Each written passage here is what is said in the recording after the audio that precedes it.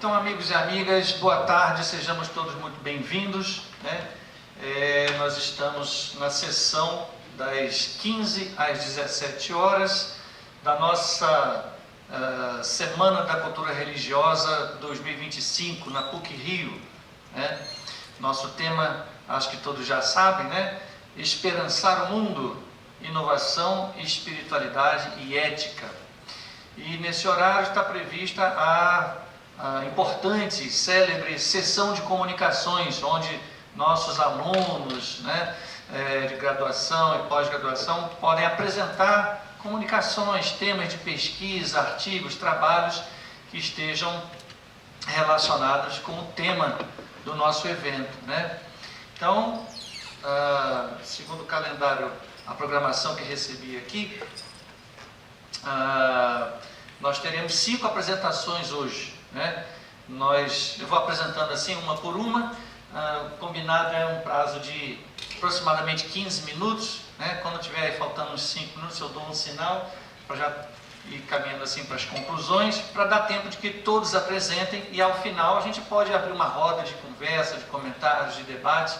Eu peço que a plateia participe ativamente, propondo aí perguntas, né, observações para os nossos palestrantes, ok? Eu sou o professor Marco Antônio Bonelli, professor aqui da Cultura Religiosa, e eu estou excepcionalmente substituindo o queridíssimo colega professor Alexandre Chaves, que é o professor da turma desse horário. Houve um imprevisto, ele não pôde estar presente, então eu estou aqui substituindo o professor Alexandre. Então, sem mais demora, começamos, né? Na primeira apresentação de hoje, nós teremos o tema Escatologia Pentecostal e Transformação Social. Quem vai apresentar esse tema para nós é o Edildson da Silva Fontes, que já está aqui conosco. Então, Edildson, temos aí 15 minutos, tá bem? Ok. Fique à vontade, seja bem-vindo. Ok. Boa tarde a todos e todas, eu sou Edildson da Silva Fonte, eu sou mestrando em Teologia Sistemática Pastoral aqui no Rio de Janeiro, né, segundo semestre, e é um prazer estar com vocês aqui, realizar essa comunicação mediante esse lugar que é um espaço de reflexão. Desejo refletir sobre essa questão, né, que seria a escatologia, nos leva à fuga do mundo ou nos envia um compromisso com ele, a uma pergunta. Em outras palavras, a esperança do retorno de Cristo e na consumação do reino nos torna indiferente à realidade social ou mais sensível ao sofrimento humano. Parto da convicção que, ao olharmos do futuro, molda como convivemos o presente. Um olhar passivo sobre o futuro pode gerar resignação. Um olhar esperançoso e ativo para inspirar uma transformação. Essa tensão atravessa a história do pentecostalismo e ainda hoje desafia a sua teologia pública. Tradicionalmente, a escatologia pentecostal se apoia no pré-milenismo, que também é chamado de pré-disposicionismo. Isto é, a crença que Cristo retornará antes do milênio para ir restaurar o reino. Essa doutrina, arrebatamento da igreja, tribunal de Cristo, grande tribulação e outras coisas mais. Essa leitura também, passei aqui sem querer aqui. Essa leitura também, parafraseada Leon Steinwald, sublinha que o reino mirará não virá com esforço humano, mas pela ação direta de Deus. Tal ênfase protege a fé pentecostal do otimismo secularizado e afirma a soberania divina. No entanto, se mal compreendida, e esse é um problema muito presente, pode gerar um quietismo e alienação. Leva a crença que não há nada a fazer enquanto é esperando o arrebatamento, né? Isso seria uma forma de uma irresponsabilidade.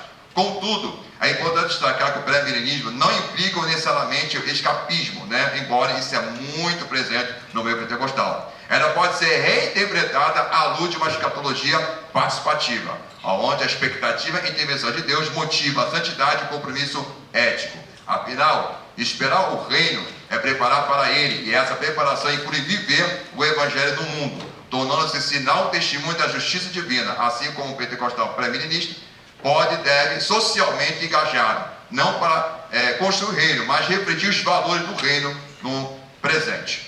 No pentecostalismo clássico, a escatologia muitas vezes assumiu o caráter apocalíptica, né? Esse termo, ou seja, uma questão de catástrofe, crise e outras coisas mais.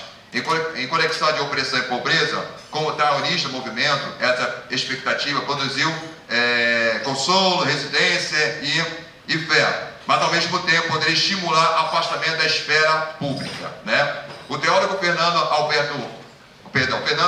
Albano chama a atenção a essa contradição. A vida comunitária pentecostal é libertadora e solidária, mas a sua teologia escatológica se interpreta de modo fatalista, ou seja, problemática, que pode inibir a ação transformadora. Rodrigo Massex, perdão essa pronúncia, meu inglês é meio ruimzinho, fala de uma atitude cínica diante da história, onde tudo é atribuído à vontade divina ou cumprimento profético, sem responsabilidade humana, ou seja, como fosse algo que um desastre tem que acontecer e nenhuma responsabilidade social. No entanto, essa leitura não esgota a possibilidade de uma escatologia pentecostal. Como afirma Paul Flexon, o verdadeiro propósito da escatologia bíblica é ético, não apenas informativo. Ela nos orienta sobre o que devemos fazer hoje, mesmo sabendo que a consumação definitiva pertence a Deus. A esperança futura inspira compromisso presente. Redescobrir o sentido público da esperança, né? O pentecostalismo tem uma característica, né, uma ênfase, uma pneumatologia, né, que fornece a chave da superação entre tensão e perspectiva inédita. O Espírito não é dado para nos isolar, mas para nos enviar ao mundo. O livro de Atos dos Apóstolos, nos mostra isso claramente. Os primeiros discípulos tentaram permanecer em Jerusalém. O Espírito postulou vir para nações. A diversidade de língua do Pentecostes é o símbolo de vocação pública à igreja. O Evangelho é destinado para todos os povos, línguas e culturas, né? John Moltmann já havia afirmado, né, no seu livro A Esperança Cristã é ativa na história e transformação. Para ela, a promessa futura de Deus não anula o presente, mas reconfigura o chamado à comunidade de fé e agir com antecipação histórica no reino futuro, vidouro. Em sua teologia de esperança, Moltmann insiste que a fé escatologia autêntica não é a fuga do mundo, como infelizmente isso acontece, mas a solidariedade com o mundo em sofrimento, movida para a expectativa da ressurreição e nova criação. Tá? Mas, mediante toda essa questão, essa crítica, né?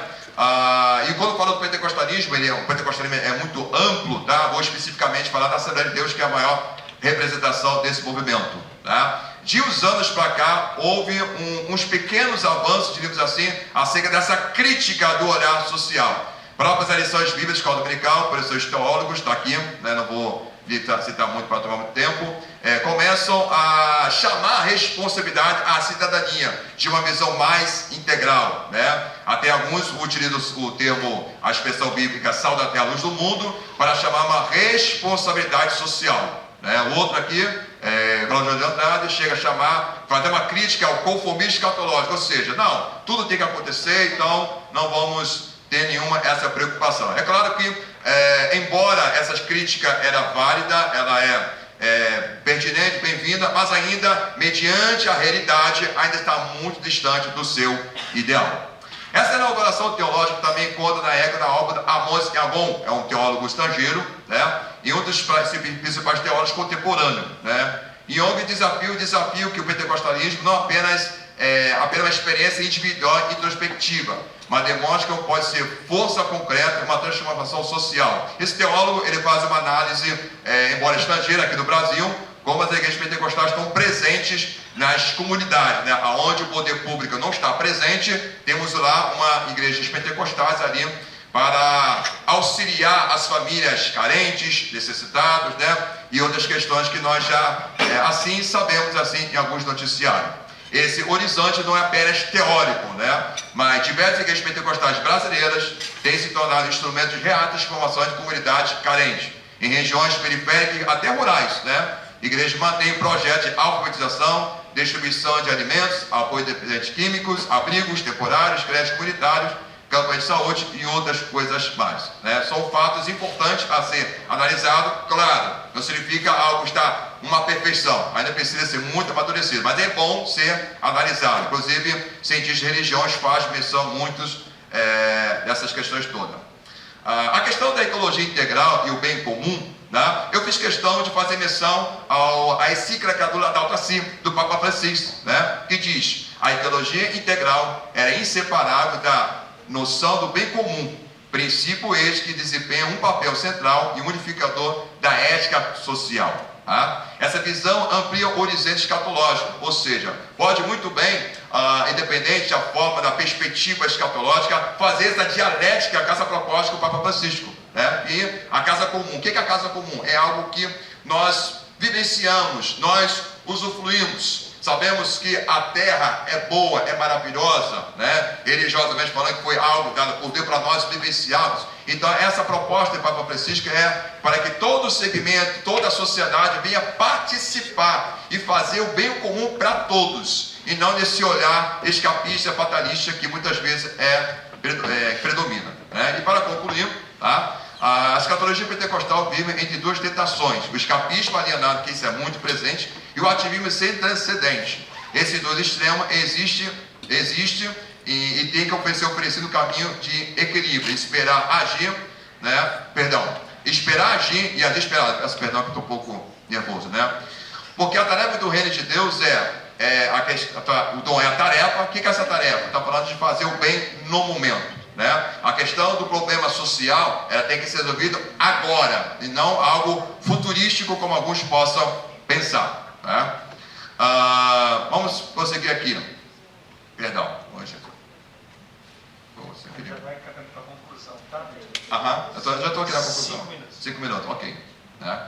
O reino de Deus não é um dom e tarefa, né? Ou seja, chama essa responsabilidade para nós mobilizarmos. Né? A promessa futura, mas também representa o presente, ou seja, o que foi feito agora, nesse agora presente, pode refletir no futuro. Mas se não pensar agora no presente, no futuro será um futuro mais terrível e mais pessimista que nós podemos assim imaginar. Tá? Assim, a igreja pode proclamar com fidelidade, né, nesse aspecto escatológico, mas trabalhar para a reconciliação da criação com o Criador. Ou seja, nós vivemos aqui nessa terra, nós devemos cuidar da terra, e mais uma vez eu retorno à expressão do Papa Francisco, que temos de cuidar da natureza, cuidar do meio ambiente, né? Embora eu especifiquei aspecto social, mas o meio ambiente, tanto outros problemas sociais, é também bem-vindo e nós tratamos. Ou seja, não importa qual seja a perspectiva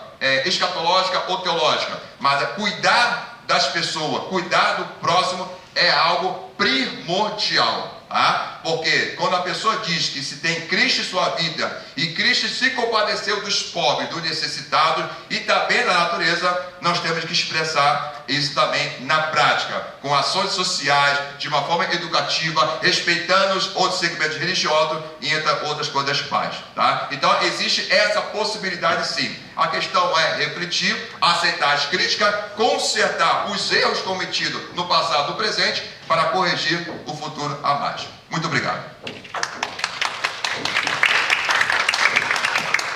Muito bem, Edilson. Obrigado pela tua apresentação.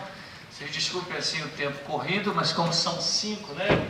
Então eu peço que façam aí anotações, né? Tema realmente intrigante, né? Estimulante, né? A escatologia, né, o pentecostalismo apresenta uma visão realmente que é para fugir do mundo, para salvar a alma, ou realmente tem implicações na vivência prática, cotidiana, né? Então vamos pensar sobre isso. Obrigado aí pelas referências que você trouxe, Hudson. E agora a gente passa para a apresentação seguinte, né? Vai ser a apresentação do Alessandro Tavares. Já pode subir aqui, Alessandro, por gentileza. Deus, uma questão para a neurociência? Coloca a pergunta aí, né? Fé em Deus, a espiritualidade, pode ter algum tipo de interface, de diálogo com a neurociência? Então, não sei se vai apresentar slides também? Não? Então vai ser a sua apresentação oral. Peço a atenção de todos. Obrigado. Então, boa tarde, moderadora de Hudson me antecedeu. Esse tema me provoca, as premissas que me levaram a estudá-lo foi, né, primeiro por estar em uma paróquia pequena, que já investigando sobre essas questões da neurociência ali, que eu já venho estudando isso há mais tempo, 80% do município onde eu trabalho, lá em Minas, fazem uso de psicofármacos, seja benzodiazepínicos, ansiolíticos ou antidepressivos. E no atendimento pastoral, a percepção que eles têm de Deus varia muito pela constituição mental. De sorte que vale a pena estudar isso de uma maneira muito próxima. E eu estou voltando da Espanha, estava na Universidade de Navarra estudando, e ali estava no laboratório também com o padre que era meu diretor, e pude perceber muito de perto, sobretudo no grupo que eu integrava, a maneira de olhar a realidade, de olhar a ciência com a percepção da transcendência, e sem ela modifica muito, e é uma distância abissal entre perceber um desafio com o olhar da fé e olhá-lo com um olhar puramente material, de um dado físico, é muito distinto. E, a meu ver, claro, há uma distância enorme aí há uma necessidade enorme para essa discussão. E o que nós discutimos ali é que, a partir daquela fala de Nicoleles, que é um grande neurocientista brasileiro, aquele que na obra O Verdadeiro Criador de Tudo, que ele ali argumenta sobre as maravilhas e as deficiências criadas a partir do desenvolvimento cognitivo, se Deus cria o cérebro, se o cérebro cria Deus. É claro que o grupo que eu pertencia, uma grande parte dele defendia que o cérebro é o criador de tudo. E eu penso que uma leitura muito monista, muito radical, porque o sistema nervoso, ele explica muito, mas ele não é tudo. Ele é um sistema que integra o ser humano, ele é um sistema que é o ser humano. A fé é uma questão da pessoa, a fé não é uma questão do cérebro. Não posso reduzir essa percepção a meras reações bioquímicas, sobretudo partindo da visão cristã do homem de que nós somos criaturas, e isso muda tudo. Por isso, o olhar da teologia sobre a perspectiva científica é um olhar muito fecundo e quer dialogar, porque não é um olhar como a ciência, a religião, por exemplo, que olha isso como dado fenomenológico. Mas a teologia pressupõe a fé. Sem fé não há teologia.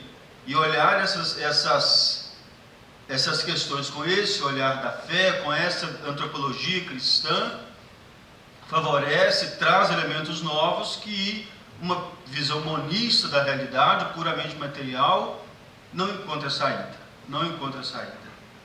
E um dado pastoral que me comoveu muito, que me leva a estudar, e hoje lá nós estamos com um grupo lá na paróquia, dos psiquiatras que atendem ali, os psicólogos, e nós da igreja, estudando aquelas realidades sociais, um jovem que me procurou para a confissão e depois a direção espiritual, e após a nossa conversa, da orientação espiritual para as dúvidas que se me apresentou, eu disse a ele que fosse ao Santíssimo rezar. E ele saiu já mexendo no celular, falei, então eu vou te dar uma penitência somada a essa. Deixa o celular aqui na secretaria paroquial e você vai rezar seus minutos ali diante do Santíssimo, livre do aparelho. E ele me deu uma resposta que me surpreendeu, que me motiva a estudar. O padre, eu me sinto desprotegido sem o meu aparelho. Isso é um vício, claro. Porque se ele vai, o que me deixou pensativo foi se ele vai estar diante do Santíssimo, diante de Deus. Na Eucaristia, que para nós é Deus mesmo, é Jesus mesmo ali. E ele se sentir mais protegido pelo aparelho do que pelo Criador, alguma coisa aí precisa ser repensada, precisa ser olhada com mais critério. De sorte que eu vou dissertar agora, na minha dissertação do mestrado, sobre as emoções de Jesus, no sentido do diálogo entre a teologia espiritual e a neurobiologia das emoções, para que a partir daquele texto bíblico de Jesus que chora diante de Lázaro, que houvera morto um pouco antes que ele chegasse ali, para entender melhor como a fé incide sobre o comportamento, a fé incide sobre os sentimentos, sobre as emoções, e isso gera o comportamento. O capaz de dizer sim ou de dizer não diante de uma realidade, a partir da fé que eu professo.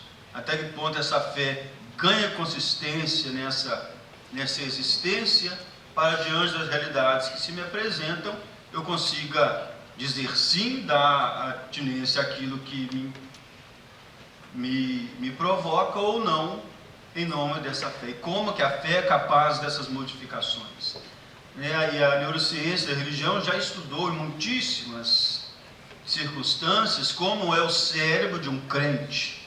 E esse cérebro, sobretudo na pesquisa com o cérebro de monges, de religiosas, que quando se reza, e sobretudo a oração verbal, conversando, o cérebro entende que de fato estão ali duas pessoas conversando, e não somente uma, e isso tem efeitos neuronais muito curiosos no cérebro que faz essa experiência religiosa. E isso é muito encantador de perceber, porque há nos tratamentos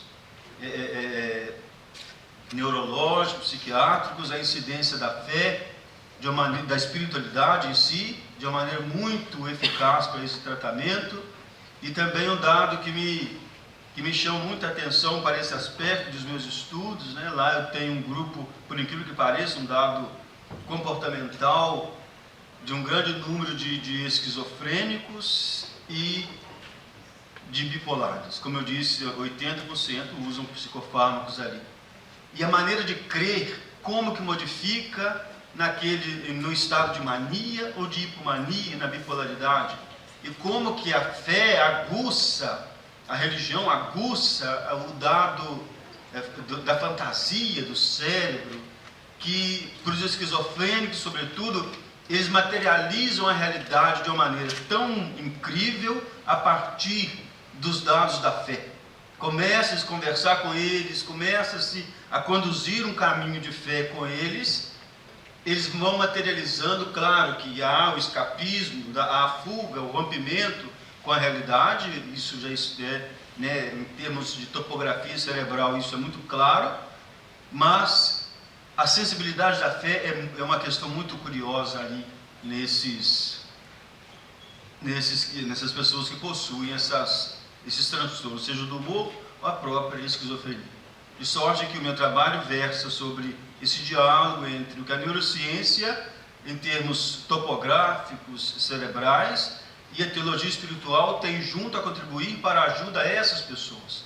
Como que a fé, como que a espiritualidade pode conduzir esses tratamentos, melhorando e evitando as questões dos vícios, sejam os vícios de drogas ilícitas, ou sejam os vícios nas drogas lícitas, que são os psicofármacos, que tanto também causam dependência.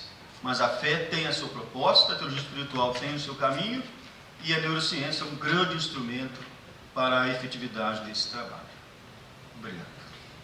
Muito bem, obrigado, Alessandro.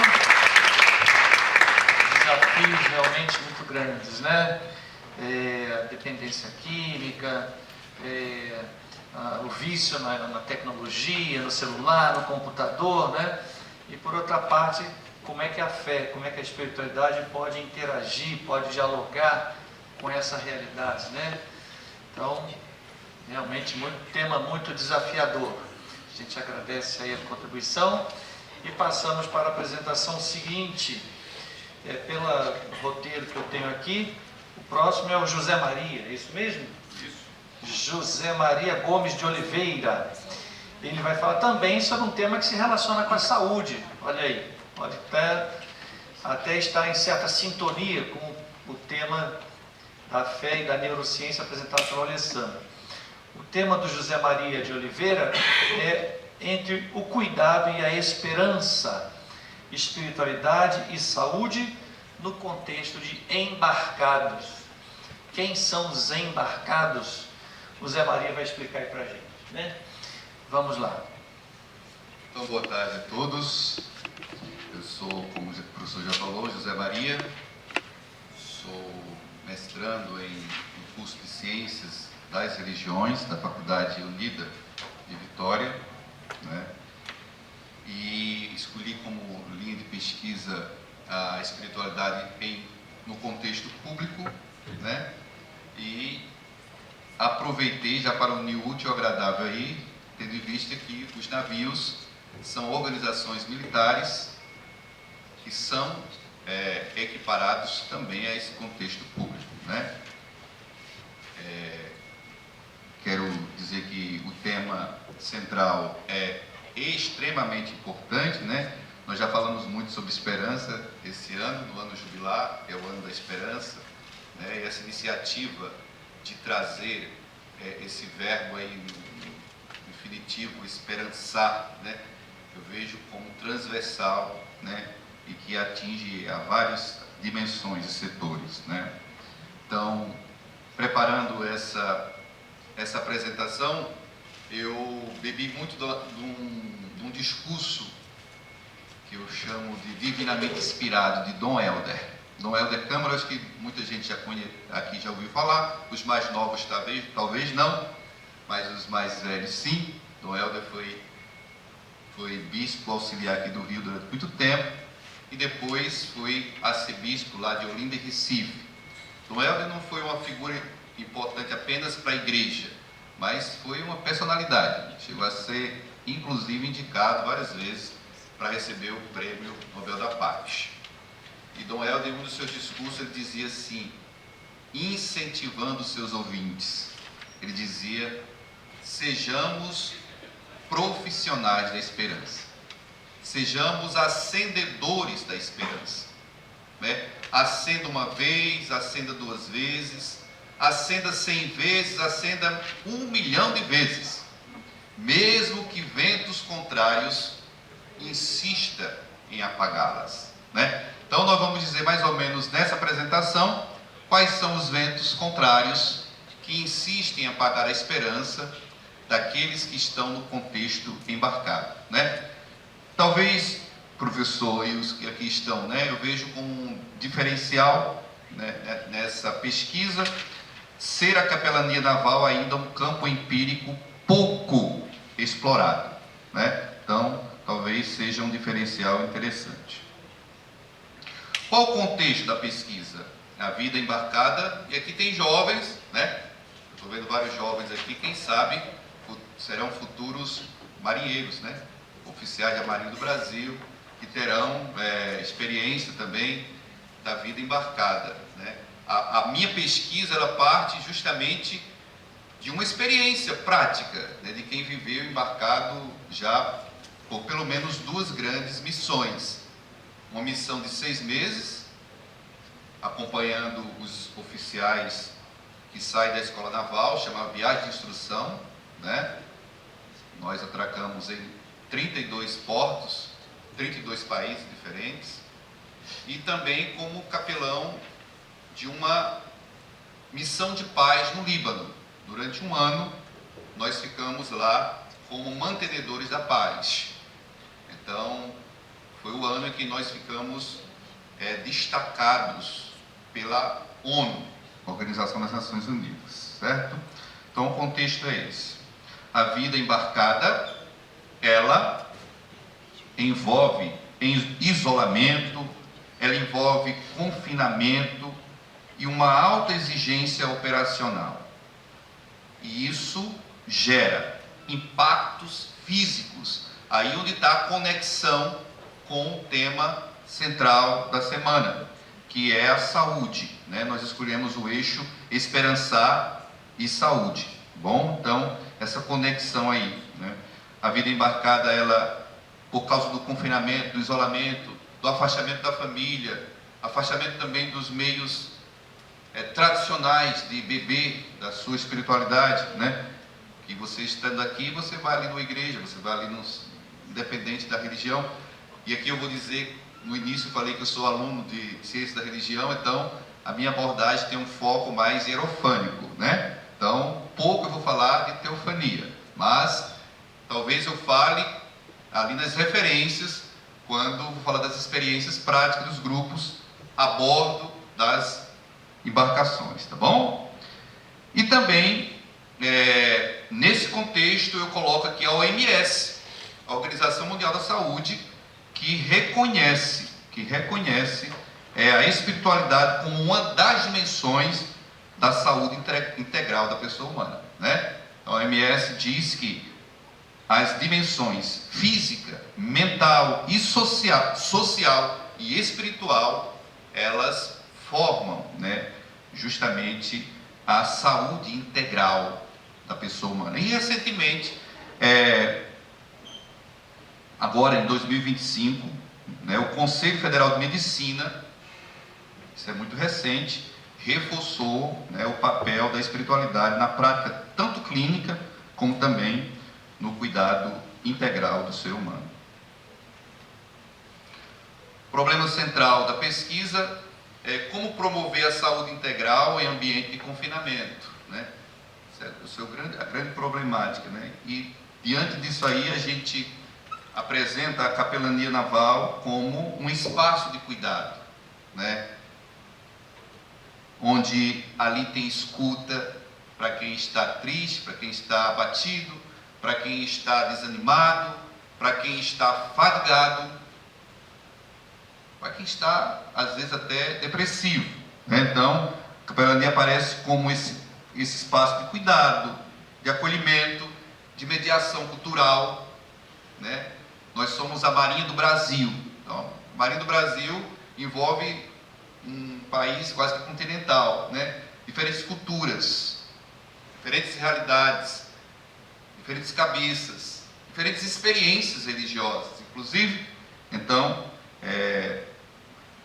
aqui eu vejo como uma relevância científica para a pesquisa justamente o deslocar a espiritualidade da dimensão devocional para a esfera pública, né? Você poder sair, deslocar a espiritualidade depende daquela experiência devocional que vocês têm, que nós temos, né, nas comunidades, para a esfera pública. A pesquisa ela dialoga com alguns autores, tanto os clássicos como os mais contemporâneos, né? Nós bebemos de Durkheim, né, que quando ele fala da coesão social, né? E aqui, aonde eu chego um pouquinho das experiências, né, religiosas, no início eu falei da questão espiritualidade como geral, mas Durkheim fala que a experiência, os ritos, né, religiosos, eles proporcionam coesão social, né? E isso é indispensável no navio, onde o coletivo prevalece. Bebemos também de Peter Berg, né, que fala do dossel sagrado, né? A experiência religiosa que dá sentido em ambientes tão técnicos e rigorosos como é o ambiente militar. E também Eliade, né? Liceia Eliade, né? Que fala da questão do sagrado e do profano, né? É tão interessante você escutar de alguém, de um marujo, sobretudo, que pôde transformar numa missão o espaço profano do navio em uma experiência do sagrado, né? Onde ele pode transformar o convés de um navio no meio do mar, no meio só de água, ele tem a experiência do transcendente. E também de Rodolfo Otto, que fala do luminoso, isso legitima, no meu ver, a experiência espiritual a bordo. Nós também bebemos de alguns autores contemporâneos, né? A questão, aí está Bauman, que fala justamente dessa modernidade líquida. A modernidade líquida, nós sabemos já o que causa. Vínculos frágeis, né? Tudo é frágil, tudo passa. E a questão da capelania a bordo, né, dessa liderança espiritual, ela pode atuar como ponto de estabilidade, né, onde existe essa fragilidade. Tem, né, questão da condição secular, né, a fé é uma escolha no contexto secular, exigindo respeito à pluralidade religiosa a bordo. Bom, a metodologia que nós utilizamos é uma abordagem qualitativa, também comparativa com outras capelanias, inclusive internacionais. Os resultados. O que a gente percebe nesta realidade embarcada, nessa realidade confinada, né? A gente percebe que, de fato, o confinamento nesse tipo de missão, nesse tipo de afastamento, nesse tipo de isolamento, ele aumenta a vulnerabilidade da saúde integral. É isso que a gente percebe, né? A pressão operacional, a exigência. Quem acha que no mar não se faz nada está profundamente enganado. O navio ele funciona 24 horas, com postos guarnecidos, com atenções redobradas, com exigências exorbitantes, né? Então, tudo isso gera desgaste físico, tudo isso gera desgaste emocional e também um desgaste espiritual, por que não, né?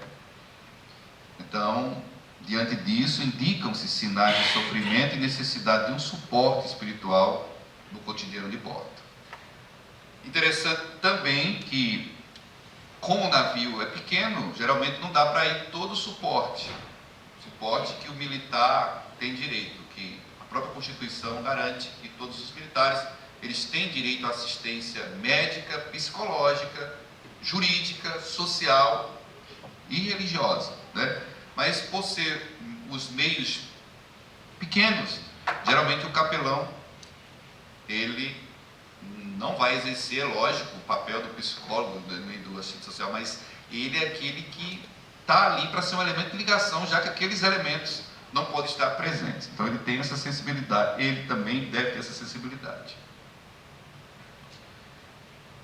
E aí, né, como eu já falava um pouquinho no início, né, a capelania ela entra como essa que promove essa escuta, dá voz aos militares, acolhe com proximidade, ela media, né, essa questão da diversidade religiosa, né, que existe. E também ela serve como resiliência individual e também para a coesão do grupo.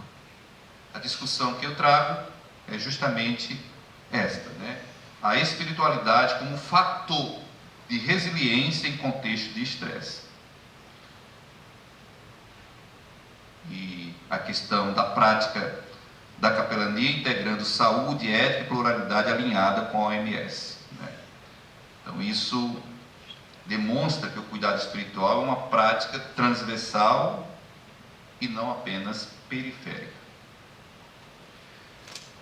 No mestrado em que eu estou fazendo, né, um mestrado profissional, nós devemos entregar também um produto final, né?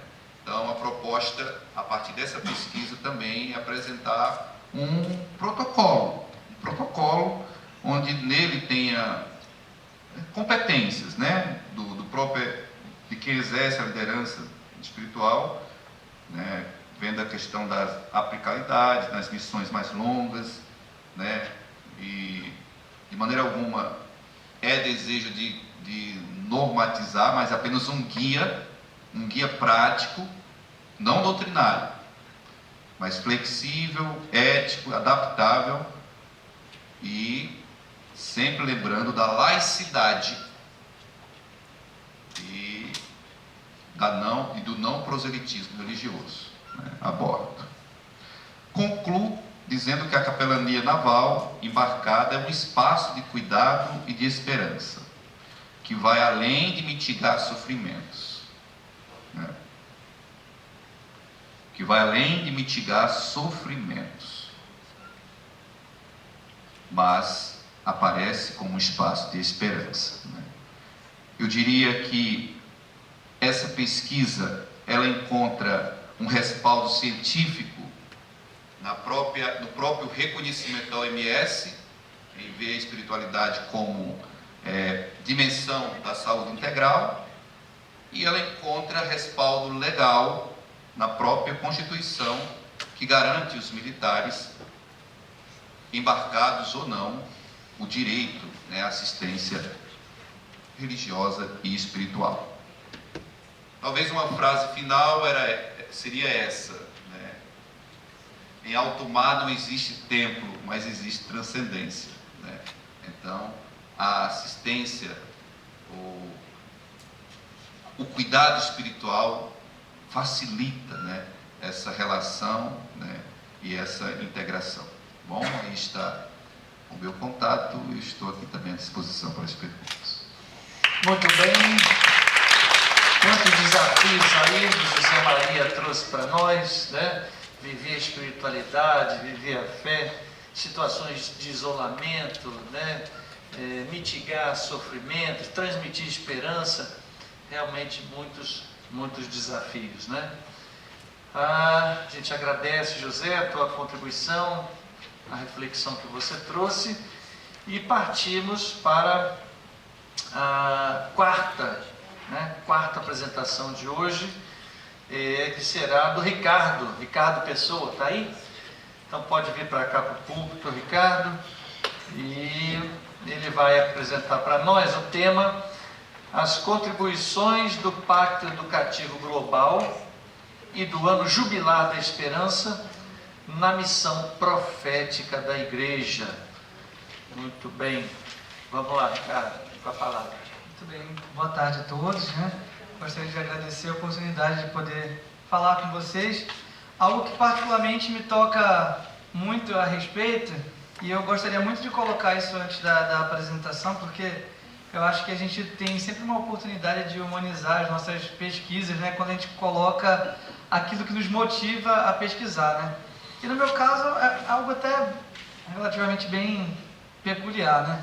Eu sou um sujeito que nasceu e cresceu em região amazônica, e quando a gente é da Amazônia, pode parecer ser um pouco, não quero entrar aqui em viés de diminuição em nada, mas assim, porque quando nós vimos essa região, algo muito comum entre nós, assim, já existia essa ausência de esperança.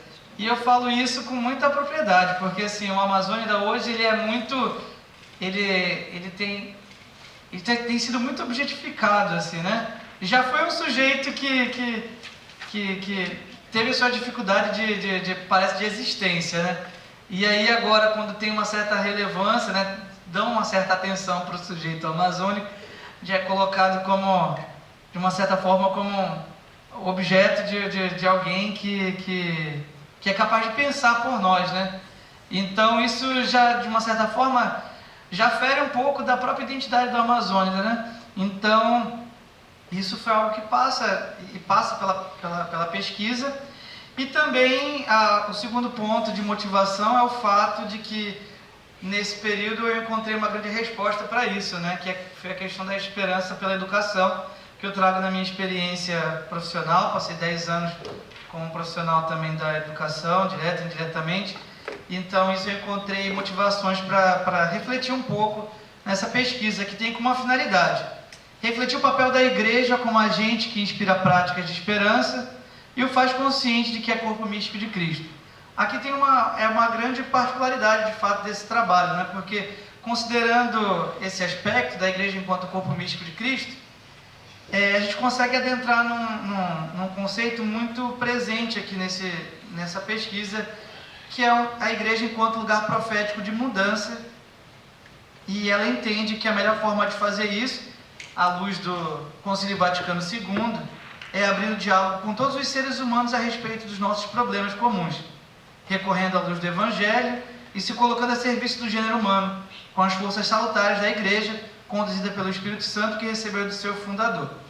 Nesses últimos anos, especialmente na pessoa do Papa Francisco, evidenciou-se ainda mais esse papel, reconhecendo que todos temos a responsabilidade pelo ferido, que é o nosso povo, e todos os povos da terra. É precisamente aí que a igreja manifesta o primeiro sinal do seu profetismo, estando próximo daqueles que se alegram e que choram, e ajudando a dar significado ao seu sofrimento. A igreja também não está alheia a esses flagelos, pois também ela nasce do mistério da redenção da cruz de Cristo. Isso é uma frase presente na Fratelli Tutti, escrita pelo Papa Francisco. E sendo esse sinal profético, né, se manifesta de pelo menos 2 modos. O primeiro é no apoio da cruz de Cristo na união com o sofrimento, pois a igreja que nasce do mistério da redenção da cruz de Cristo tem o dever de procurar o encontro com o homem, de modo particular, no caminho de sofrimento. E o segundo modo é utilizando-se dos instrumentais da igreja, né? E é por meio desses instrumentais que a igreja responde à sua solicitude pastoral. Então, tendo exposto esses motivos, né, para crer que a igreja, como corpo místico de Cristo, manifesta sinais proféticos de mudança, aqui nossa pesquisa vai evidenciar pelo menos 2, que é o ano jubilar da esperança e o Pacto Educativo Global. Eu coloquei aqui nesses slides essa imagem que para mim é muito significativa, que é do pelicano que tira de si próprio para dar alimentos para os seus filhos, porque este é o sinal também que representa o amor da igreja e a sua solicitude, né? Aquela que se reconhece sofredora, porque nasce do mistério da cruz de seu fundador, mas que também, ainda sendo sofredora, partilha dos seus bens e ajuda aqueles que se encontram em fragilidade. E o primeiro sinal que eu queria manifestar é o próprio Jubileu da Esperança, que foi uma iniciativa do Papa Francisco e que pretende, mediante as reflexões, diálogo com a comunidade internacional, gerar ações concretas que animem o mundo à esperança. Afinal, vai dizer o Papa Francisco, todos esperam, e no coração de cada pessoa encerra-se a esperança como desejo e expectativa do bem, apesar das incertezas do mundo. Esta dicotomia não deve ser tratada como um malefício, pelo contrário, uma oportunidade de perceber que é Deus que toma a iniciativa de vir ao encontro do homem. E assim procedendo, somos capazes de ser sinais palpáveis de esperança para muitos irmãos e irmãs que vivem em condições de dificuldade. Também vai dizer o Papa Francisco nesse documento, que é Spes non confunit, que abriu o ano jubilar da esperança. O jubileu oferece algumas discussões temáticas que devem ser traduzidas em sinais de esperança. Aqui eu sinalizei alguns. O primeiro deles é na paz no mundo, pois a necessidade da paz interpela todos e impõe a prossecução dos seus projetos. E acerca disso faz um apelo o Papa Francisco. Ele vai dizer o seguinte: que não falte empenho da diplomacia para se construírem de forma corajosa e criativa espaços de negociação em vista de uma paz duradoura. E o segundo sinal que ele aponta é a abertura para a vida, fortemente desencorajada pelos modelos sociais que enfatizam a procura excessiva pelo lucro, pois é urgente que não lhes falte, no caso das famílias, o apoio convicto das comunidades crentes e da inteira comunidade civil. Ele também aponta outros sinais, né? E são eles, né? Aqueles que são privados de liberdade, os migrantes, e o apelo do Papa Francisco é que, além da dureza da reclusão, eles experimentam também no seu dia a dia um vazio afetivo. Outro sinal de esperança que ele aponta é para os doentes, idosos e pobres, de modo que os seus sofrimentos encontrem alívio na proximidade das pessoas que os visitam. Ele aponta também para os jovens, que muitas vezes vêm desmoronar-se os seus sonhos, e não podemos decepcionar o futuro, pois funda-se no seu entusiasmo. Com renovada paixão, cuidemos dos adolescentes, dos estudantes, dos namorados, das gerações futuras. E nessa seara, né, desse último sinal, que no caso são os jovens e as gerações futuras, providencialmente também o Papa Francisco, ele propôs o Pacto Educativo Global, que é o segundo ponto aqui da nossa comunicação. Ele vai dizer assim, que é importante destacar que a educação no escopo pós-conciliar já era vista como instrumento de mudança global. Aqui tem um documento chamado Gravissima Educationes, né, do Paulo VI, que ele traz uma citação bem interessante. Ele vai dizer o seguinte, que é gravíssima a importância da educação na vida do homem e a sua influência é cada vez maior no processo social do nosso tempo. Então, esperançar a partir da educação não é um caminho entre tantos, mas é um ponto de partida para a mudança, especialmente porque a educação, aqui é uma frase de Platão, né? Não consiste em colocar conhecimento na alma que nele não está, como se fosse colocar a visão aos cegos. É, antes de tudo, remeter a algo originário do homem, pois ele não pode tornar-se o verdadeiro homem senão pela educação. E aqui já é outro filósofo que eu busquei, que é Kant, Ou seja, a educação revela ao homem quem ele é.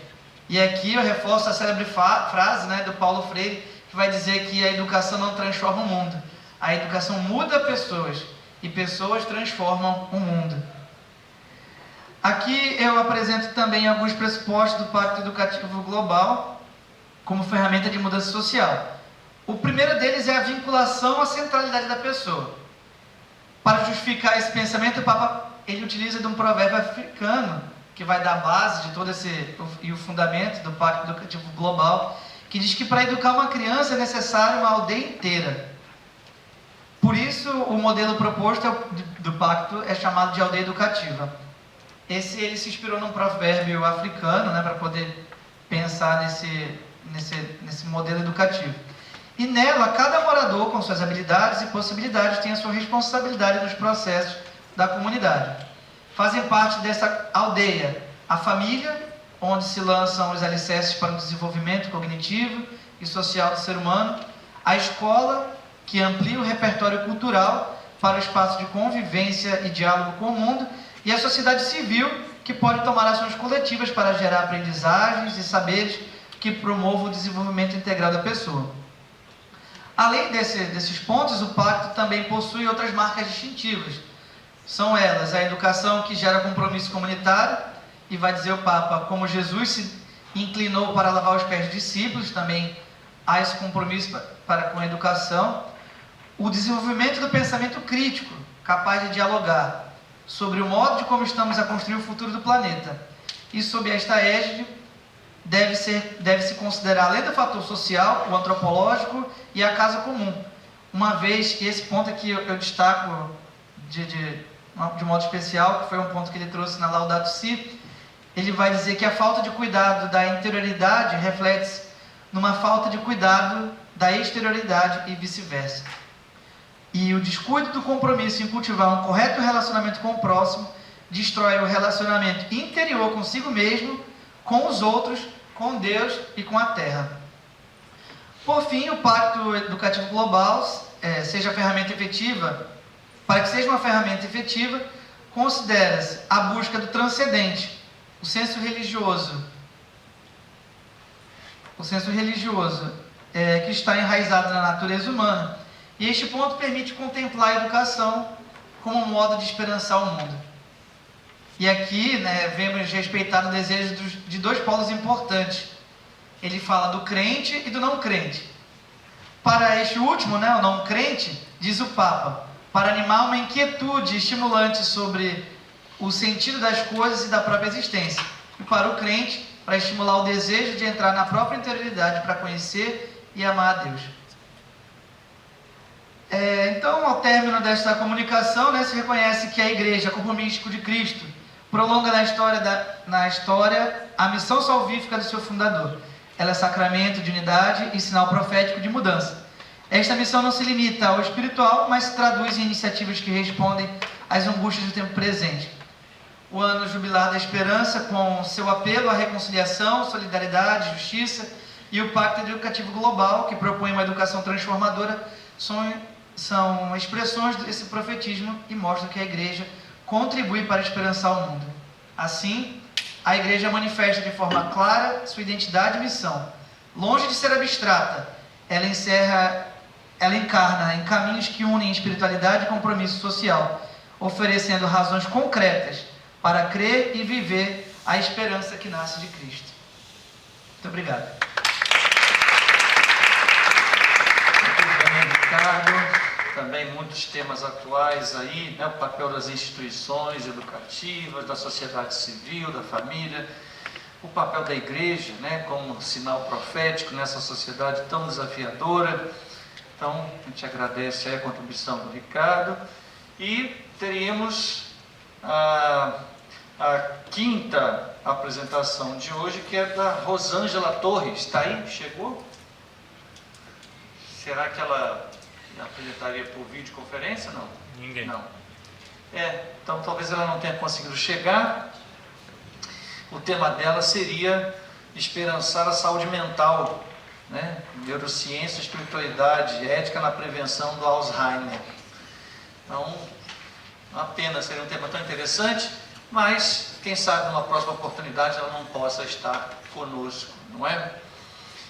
Bom, gente, então a gente teve essas 4 apresentações, muitos temas interessantes, e agora é sempre um momento também especial, né? Momento de interagir com a plateia, de ouvir provocações, né? Repercussões, como é que os temas, as pesquisas dos colegas, né? Que fizeram aí um esforço notável para apresentar tudo em 15 minutos cada um, né? Mas momento assim de tentar dialogar com esses temas, com essas pesquisas. Então a gente abre para a plateia, né?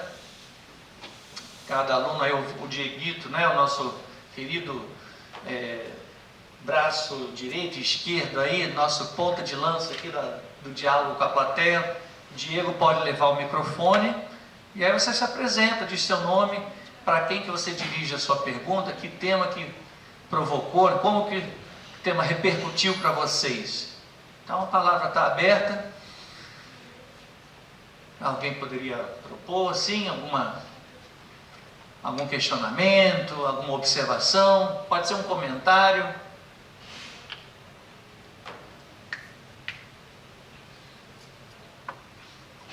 O começo é sempre assim, um pouco tímido.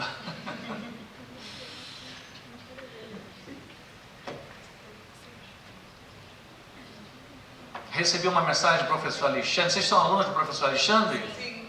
Tem aluno de algum outro professor aí? Não? São todos alunos do Alexandre? Sim. Recebi uma mensagem dele aqui, ele disse que vai dar 3 pontos para quem fizer a primeira pergunta. E falou que vai dar 2 pontos para quem fizer a segunda pergunta.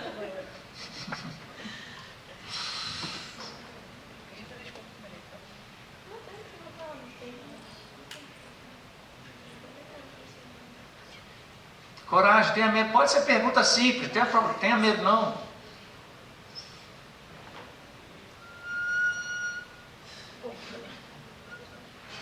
Vai lá, aqui tem um, ali tem outro. Vai lá, Diego, por favor.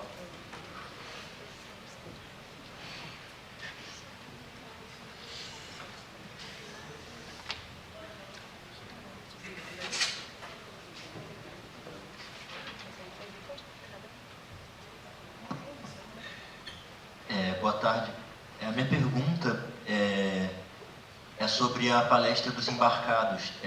Esqueci o nome de quem apresentou sobre... Do Zé Maria Gomes. Zé Maria. Então, você falou que no mar não tem templo, mas tem experiência transcendente. E eu queria ouvir mais um pouco sobre como os marujos se sentiam longe de casa, longe do templo, e o que eles faziam para se conectar transcendentemente, mesmo sem ter um espaço para isso. Tipo, como que eles lidavam com isso, como que eles agiam diferente. Bacana, muito obrigado pela pergunta. Pode passar já para a próxima? Os colegas vão se animando aí. Como temos cadeiras aqui disponíveis, vocês não gostariam de vir para cá? Todo mundo? Aí vocês respondem daqui. Vocês ficam de frente para a audiência.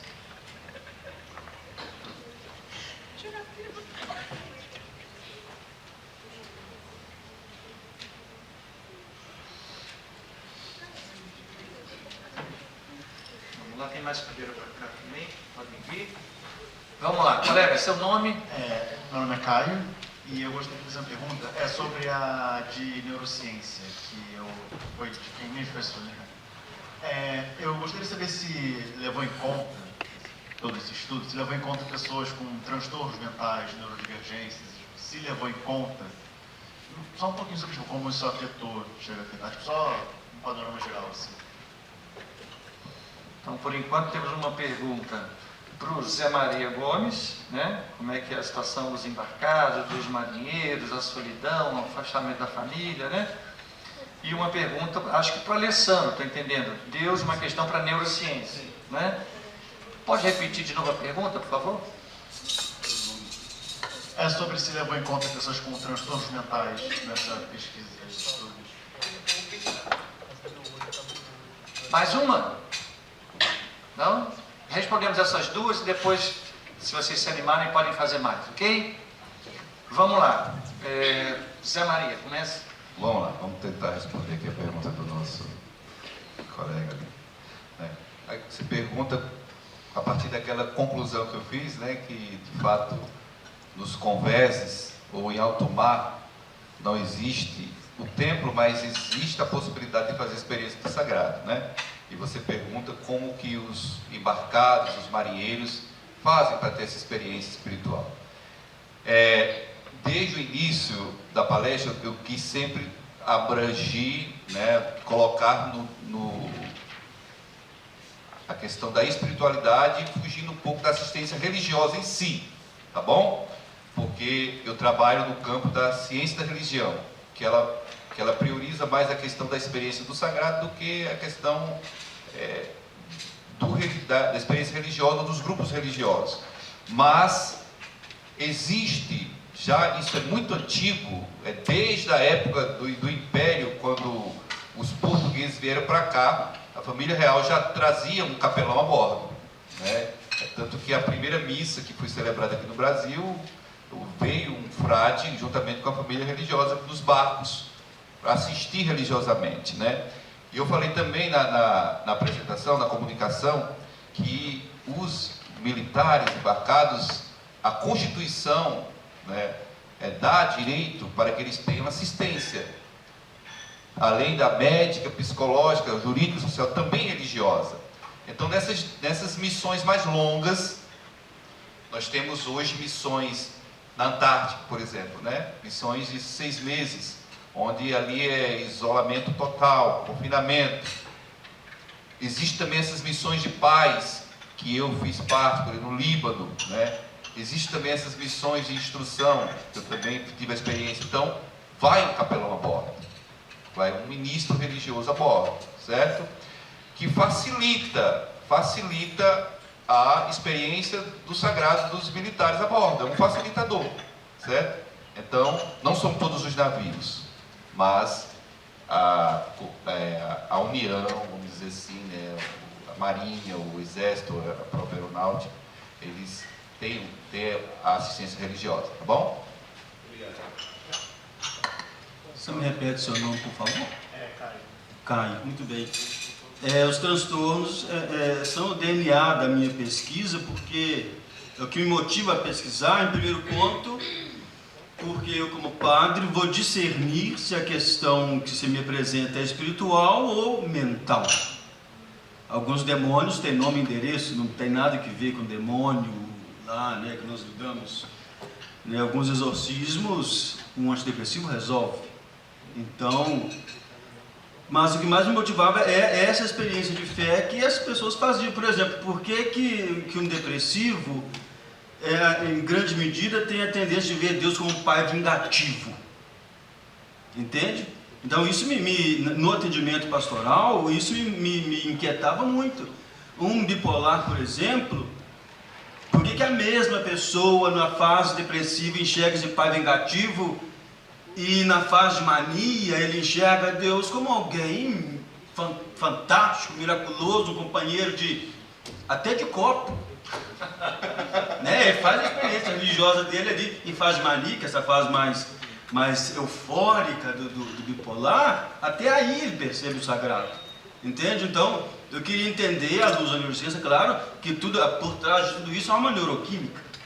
E o que me motivou a estudar foi precisamente isso. Como essa neuroquímica revela essas várias faces do sagrado no mesmo sujeito. Entendeu? Muito bem, a gente está com um tempinho já um pouco avançado, mas eu não queria deixar de dar oportunidade para os dois demais colegas falarem. Então, eu não sei se mais alguém quer apresentar alguma pergunta. Eu pensei de perguntar o seguinte: o amigo Edildson apresentou a escatologia pentecostal, né?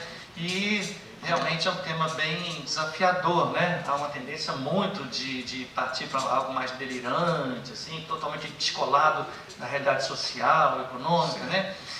Então, como é que é lidar com isso, né? Você mencionou aí alguns autores, o que eu O único que eu conheço, assim, realmente é o Moltmann, né? Teologia da Esperança Isso. e tal. E você mencionou outros que eu realmente não conheço, Amos Young, Isso. Fernando Albano. Esses autores estão te ajudando na tua pesquisa? Eles são conhecidos do pessoal pentecostal? Sim.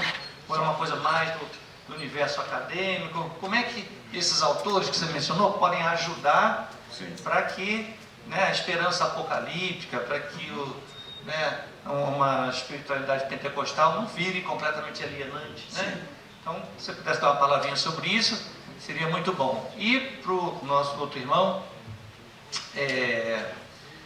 o Ricardo Pessoa, que falou do Pacto Global, da educação, né, do ano jubilar, a missão profética da igreja, você mencionou também, né, essa frase tão bonita, como é?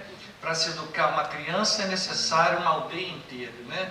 Então, o esforço da educação é gigante, né?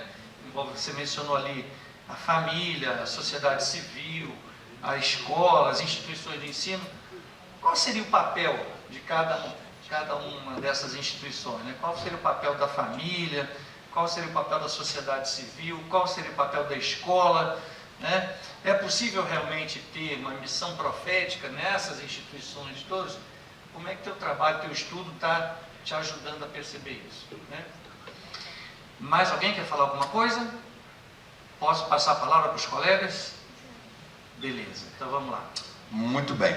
Em primeiro lugar, eu sou pastor da Assembleia de Deus, tá? Sou pastor assembleano, então eu conheço bem o contexto assembleano, né? Então eu estou falando de uma experiência que já estou envolvido, né? E além de pastor, sou professor de teologia desde 2006, leciono no Seminário Livre e alguns agora reconhecidos pelo MEC. Estou também escritor, algumas obras minhas já foram até citadas em tese de doutorado, né? Então estou nesse campo e agora eu estou na oportunidade mestrando aqui esse ano na PUC do Rio. Então para mim é uma honra estar aqui, tá? Depois de 6 tentativas, tá? Sexta, pois é, e agora... perseverança. Pois é. E a minha linha de pesquisa mesmo, né, a minha dissertação, é um assunto que eu já vim trabalhando já há tempo sobre a visão da soteriologia da Assembleia de Deus, que é o arminianismo, que é um assunto novo aqui no Brasil, nem tem 20 anos, né? Inclusive tem uma obra minha que se tornou uma referência acadêmica até sendo usada em artigos, né? Mas essa questão escatológica é meio provocativa, né? Porque é algo que primeiramente, eu vejo. Entretanto, eu sou um homem do diálogo, né? Eu gosto de fazer uma dialética, eu aprendi isso com a própria teologia, né? Logo na graduação eu aprendi que essa dialética. Então, essa visão meio pentecostal realmente é até essa visão muito bizarra, diríamos assim, é uma crítica que eu faço mesmo, é provocativo mesmo, mas uma forma que eu vejo que nós podemos dialogar para ser otimista acerca da vida, né? E na prática eu posso dizer que algumas igrejas já têm se apresentado. Vou dar um exemplo aqui. Quando teve o tsunami Rio Grande do Sul, temos aí informações aí de várias igrejas com esse viés escatológico pré-tribulacionista mobilizaram esse trabalho social. Um exemplo mais recente, mas a gente já vê a própria Assembleia da denominação que eu faço parte. Hoje tem uma faculdade teológica reconhecida pelo MEC, inclusive muitos seus professores se formaram aqui na PUC do Rio de Janeiro e alguns estão na Faculdade Unidos, né? Então está havendo esse momento, essa mudança, né? Essa mudança é gradativamente. No caso, o Fernando, ele é um dos referências da teologia e ciência e religião, que eu usei ele, né? O Amos, ele é um teólogo, se eu não falar melhor, sul-coreano, ele é conhecido internacionalmente, né? Conhecido na área da ciência e religião, e até teologia aqui do Brasil está começando agora a ser publicado, né? Mas geralmente é mais conhecido, né? O outro também que eu poderia ter usado, Paul Tillich, é o outro também que eu poderia utilizar. Então, a minha proposta é mostrar que nós podemos ter uma visão futurística, mas podemos pensar no presente agora. Então foi uma forma assim, demonstrar uma provocação mesmo ao meio que eu estou inserido. Provocar o seguinte, nós podemos ter essa visão. Por quê? No meio protestante, para quem não é, nós temos 3 escolas escatológicas, pré, meso, pós. Geralmente quem tem uma visão mais social é o arminianismo pós, né? E acho que o pré não tem isso. Mas na verdade nós podemos ter. Então é uma provocação mesmo, uma forma de pensar, e quem sabe um doutorado eu possa amadurecer mais de uma forma provocativa. Então foi uma iniciativa para provocar. E eu conheço pessoas da minha denominação que têm essa visão. Talvez falta uma boa vontade, começar a escrever academicamente falando, para produzir, começar também a influenciar as nossas comunidades de fé. Ok, amigo, muito obrigado aí pelos esclarecimentos. Ricardo. Bom, tá funcionando. Eu achei que acendesse alguma luz aqui, mas É. tá ótimo. Então, assim, é importante pontuar algumas coisas acerca do Pacto Educativo Global. A primeira delas é a questão da sua própria motivação, porque, na verdade, o instrumento Labores deixa isso bem mais claro, né? Qual foi a motivação do Pacto? Constatou-se, isso daí é bem evidente, de que a educação hoje ela é excessivamente conteudista. E essa educação excessivamente conteudista não tem gerado muitos frutos sociais de grandes impactos sociais, né? O Brasil mesmo é campeão disso. A gente vê um currículo extremamente sobrecarregado e a gente vê cada vez, apesar de muito carregado, com pessoas que saem do ensino médio, por exemplo, da educação básica, e eu arrisco até dizer do nível superior, numa impotência de poder atuar, né? Essa aqui já é uma outra graduação, eu sou aluno de graduação, não estou na pós, mas assim, quando eu terminei minha primeira graduação, eu fui muito curioso. A primeira graduação foi em quê? Eu sou administrador, depois eu fiz filosofia para os meus estudos também em vista do sacerdócio, sou seminarista. Mas assim, assim que eu me formei, foi muito curioso, porque eu peguei o diploma e falei assim, caramba, eu sou bacharel em nada, porque assim, eu realmente não me sentia apto para poder fazer qualquer coisa, né? Então assim, o Pacto Educativo, ele surge justamente desses questionamentos, né? Então, qual é a proposta dele? Ir um pouco contra esse viés que é excessivamente conteudista para um viés que possa gerar algum impacto social. Qual foram os métodos que eles utilizaram? Pegar os agentes de transformação da educação. Primeiro ponto que ele considerou que foi a família, porque a família tem uma incidência psicossocial, né, sobre sobre o educando. Depois ele leva em consideração também, dentro de uma mesma cadeia, né, dentro de uma mesma aldeia, melhor dizendo, ele leva em consideração as escolas como agentes de transformação, né, mais direto na educação formal, tudo aquilo que a escola pode trazer como base de conteúdo mesmo, e depois a sociedade civil, e aqui ele considera como sociedade civil, além daquelas pessoas que fazem parte da comunidade local, né, como também as instituições civis, né, com todo o seu aparato tecnológico e também institucional que pode contribuir ali para a formação daquela pessoa. E o Pacto ele trouxe uma ideia interessante, que é de uma educação de fato primitiva, né? De pequenas comunidades, onde esses agentes são cada vez mais conscientes, né?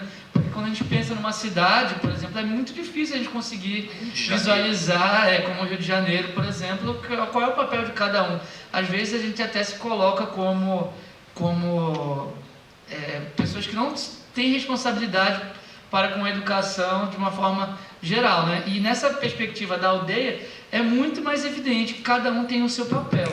Então, penso que essa contribuição, de fato, do Pacto, ela é muito necessária para a gente poder repensar a educação, não só de maneira local, né, como a nossa cidade, mas de uma certa forma também para o mundo inteiro. E essa é a ideia do Papa Francisco quando ele lançou o Pacto Educativo Global.